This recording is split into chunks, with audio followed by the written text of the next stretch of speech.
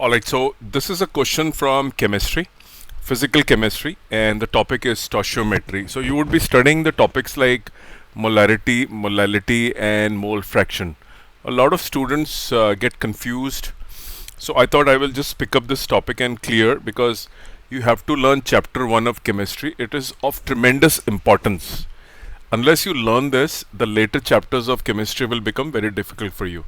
So it is important that you learn the basics of stoichiometry very clearly. Now, when we talk about this question particularly, right, there's an aqueous solution of sodium hydroxide which is marked 10%.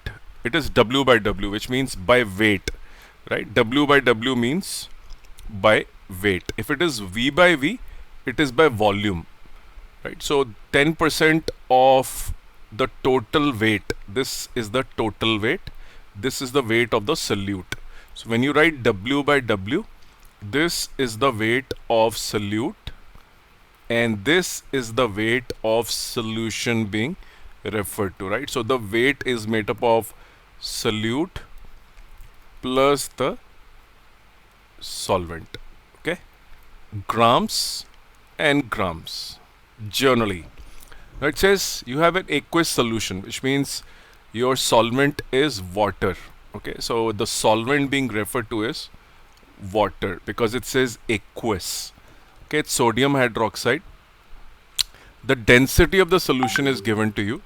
The density is 1.070 grams per centimeter cube.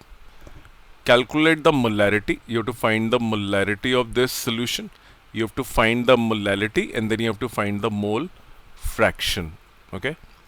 So I'm going to approach this with a thought that you're new in class 11th and you find all this very confusing, and we will clear all your confusion and the doubts you have in your mind, okay?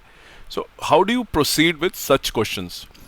Okay, the question also has that sodium and hydrogen and oxygen masses are available to you. Okay, so this is a situation. You have a solution, okay, and you have water as the solvent, and then you put sodium hydroxide on it, and somebody tells you I have added sodium hydroxide 10% by weight, 10%, right, represented grams. I put, and then he labels the solution as 10% W by W. So what you're doing is you're trying to find out the concentration of the solution in different language or different way. Molarity is always the first choice, okay?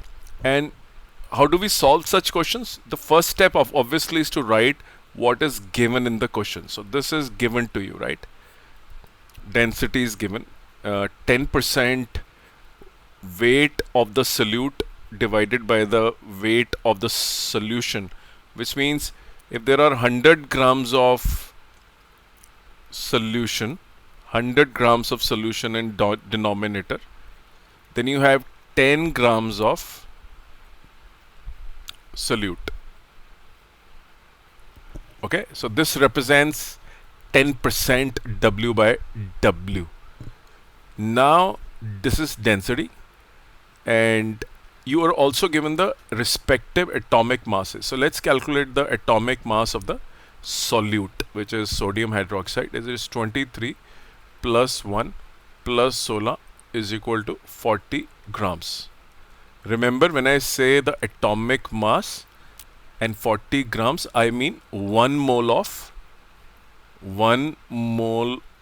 the solute, right? So this is 1 mole of sodium hydroxide which is given to you. So 40 grams in weight, but in moles the same thing is known as 1 mole, okay? So in moles the units have changed, and if you were to say how many molecules, just as an example, then it is Avogadro number of molecules, because 1 mole of anything contains 6.023 into 10 raised to power 23 quantity number, okay? So this is your Avogadro number which I have written. Let's come to the basics. First they have asked you to calculate the molarity. Now molarity, if you notice, is given by the moles of the solute divided by the volume of the solution. Okay, of the solution, just remember that. Okay, V solution. I'll just okay, if you notice, you don't have the moles. You don't have the moles. The solute is sodium hydroxide, unknown. Okay, so moles are unknown. Let's also look at the volume of the solution. Do you have volume of the solution? You don't even have volume of the solution available. Both are unknown.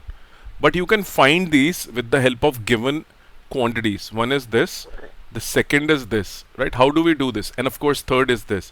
So known quantities, A, the density of the solution is known. The mass of the solute by weight is known. 10 grams of NaOH is present in 100 grams of the solution. This is what it means.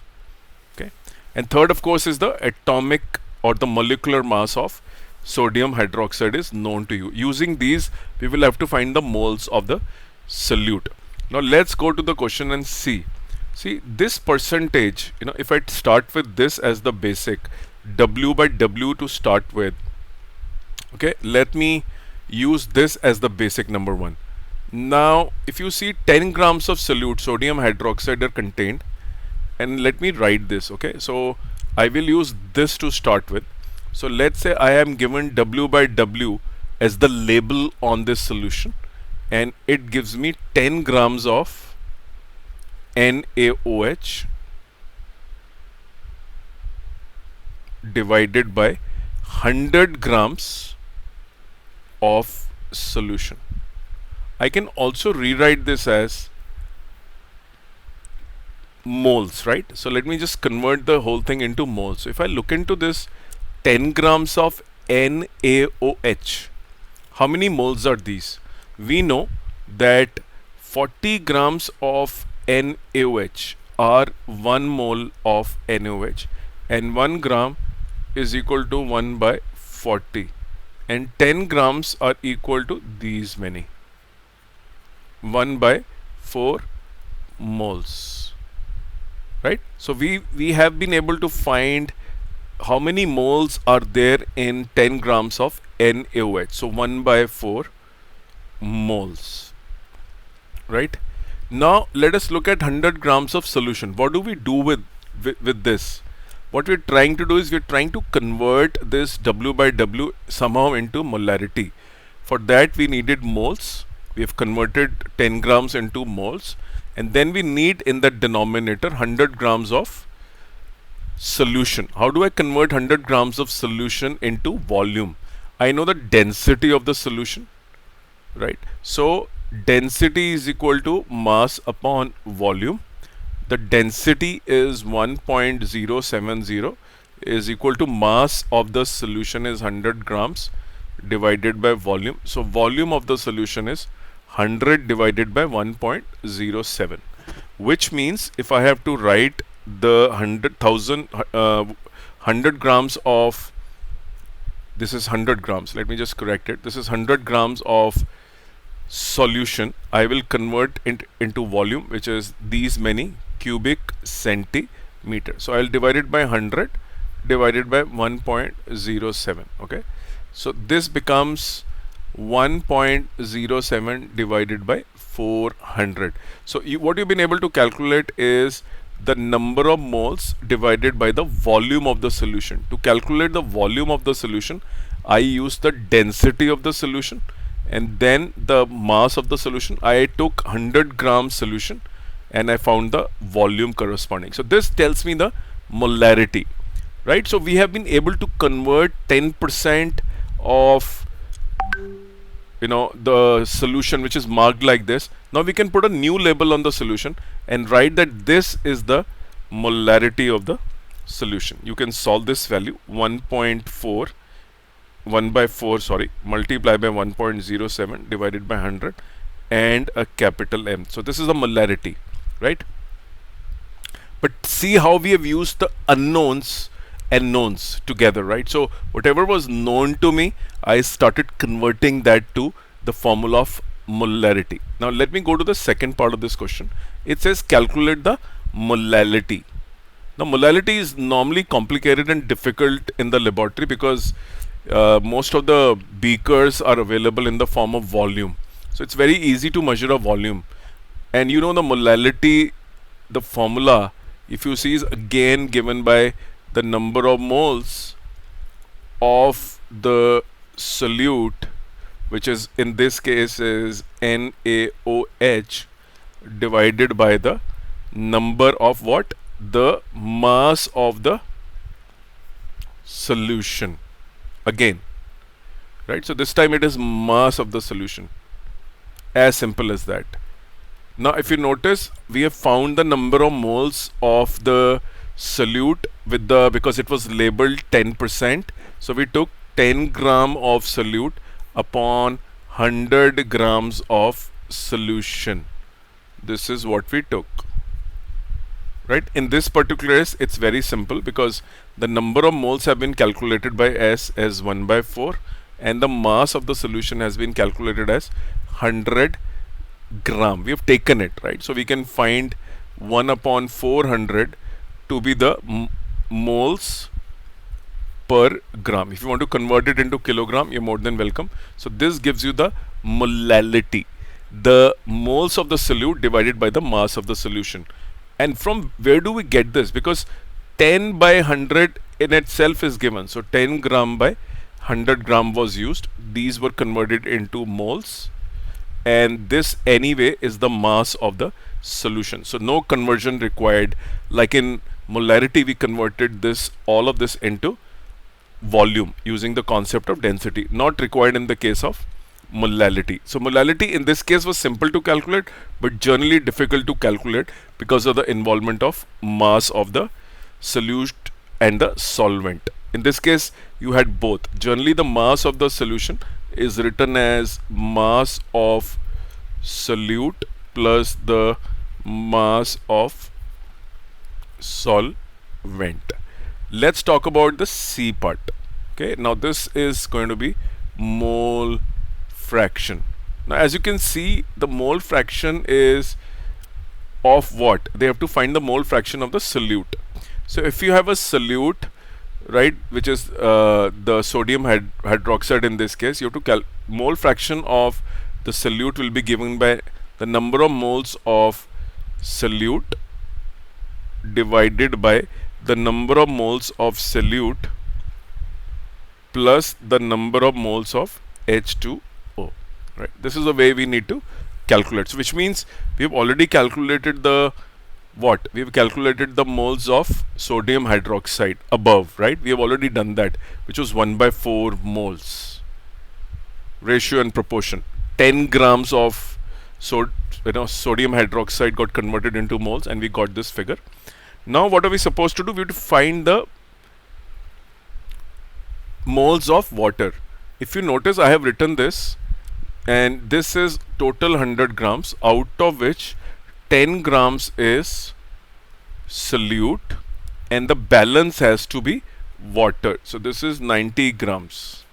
Okay, so this is H2O. Got it? So we have 90 grams of water available to us with the assumption of 10 by 10, right? 10% weight by weight. So how many moles will 90 grams yield you?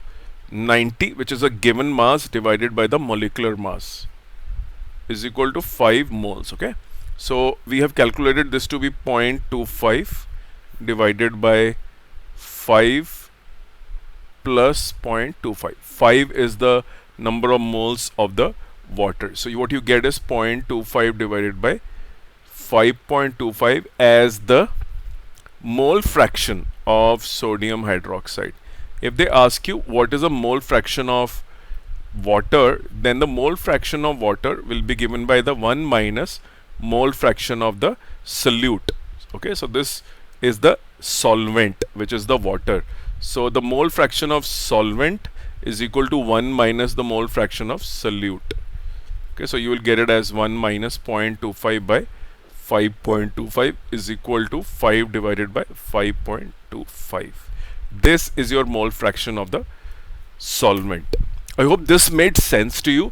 You have to do a lot of practice to learn stoichiometry because it is very valuable part of the whole chemistry. The whole chemistry is based on this. Wherever you go, you know, I mean, if you do inorganic chemistry, you do organic chemistry, the mole concept, the concept of stoichiometry, the concentration of solutions, all of these are very important topics. Molarity, molality, mole fraction, normality. How do you link all of them to create short tricks is also very important. Thank you very much for your time. I hope you loved this. If you're interested in studying from Institute of Conceptual Physics, before you do that, you have to seek an appointment of 15 minutes with me so that I can talk to you and counsel you whether or not you are capable of clearing NEET or JEE mains. I will not say capable, but just to check your aptitude, whether you have the required ingredients to clear that. Right? You need a certain attitude to clear these examinations. These examinations are not meant for lazy people who are enjoying life. These examinations are serious. They require high energy. They require a lot of rest and a lot of preparation. So you need to study in a very balanced manner for these examinations.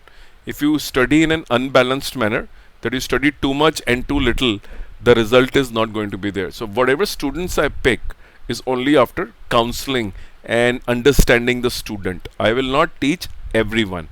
That's the way I approach my teaching, because you know it's wasteful that out of 100 students you teach, 99 don't get selected. Aim is to have maximum selection, which is only possible if I pick up the right stuff. I'm ready to help if you're a weak student but you have the correct attitude. But if you're a strong student with a poor attitude, I can't help you. So thank you very much for your time and look forward to speak to you with my next video very shortly. Thanks a lot.